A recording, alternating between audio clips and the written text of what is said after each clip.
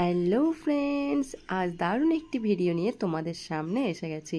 দেখো কোথায় আমি রয়েছি পার্লারে আসতে কার না ভালো লাগে, তাই না? তো এর আগের ব্লগে তো তোমরা দেখিয়েছো আমি কীভাবে পার্লারে চলে গেলাম। তো বাড়ি এসে বড়মশাই বললো যে চলো তুমি হেয়ার কাট করবে বলছিলে, তো তোমাকে নিয়ে যাই।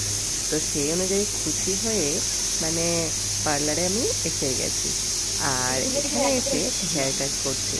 তবে কি হেয়ার কাট করছি বলো তো তোমরা কি দেখে বুঝতে পারছো?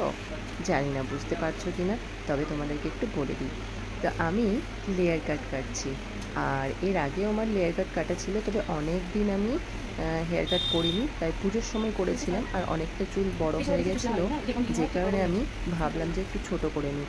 আমার বড় চুল খুব ভালো লাগে, আর আমার বরাবরই বড় চুলই থাকতো, তবে আমার ছেলের জন্মের পর থেকে আমি চুল আর বড় রাখতে পারি না, কেটে নিই, ছোট করে নিই। কেননা সব দিক সামলে নিজের চুলের যত্ন করাটা আর হয়ে ওঠে না, তাই ভাবলাম ছোট রাখলে মনে হয় একটু ভালো হবে। তাছাড়া গরমে যা প্রবলেম হচ্ছিল কি আর বলবো তোমাদেরকে। আমাদের বাড়িতে আমার রুমটা প্রচণ্ডই গরম, আর গরমে প্রচণ্ড অসুবিধা হচ্ছিল।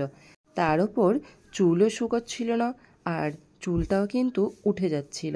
তো ভাবলাম চলো ছোট করে নেওয়া যাক, তো সেই অনুযায়ী করে নিলাম ছোট।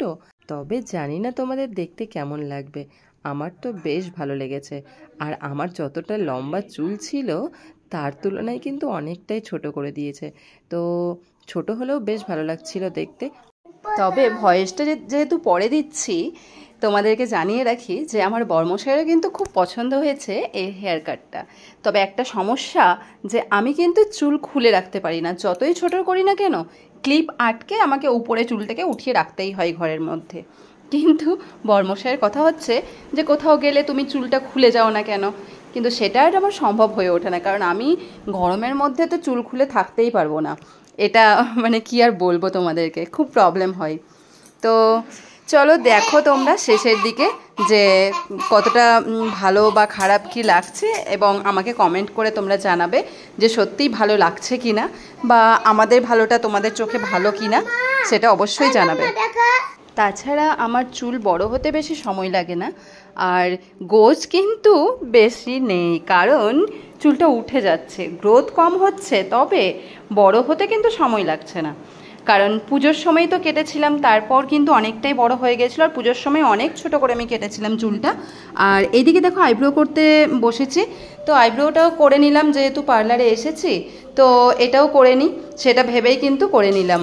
তো যাই হোক, আশা করি ভালোই লাগছে। প্রথম দিকে একটু কেমন করে দিয়েছিল, তারপর আমি যখন পুরো ভালোভাবে দেখলাম তখন দেখলাম যে এক সাইড একটু উঠে রয়েছে। আবার ওকে বললাম যে একটু ঠিক করে দাও, তখন আবার ঠিক করে দিল। তাহলে ফ্রেন্ডস, আমার পার্লারের কাজ কমপ্লিট, আর বর্মশাইকেও অনেক অনেক থ্যাংক ইউ।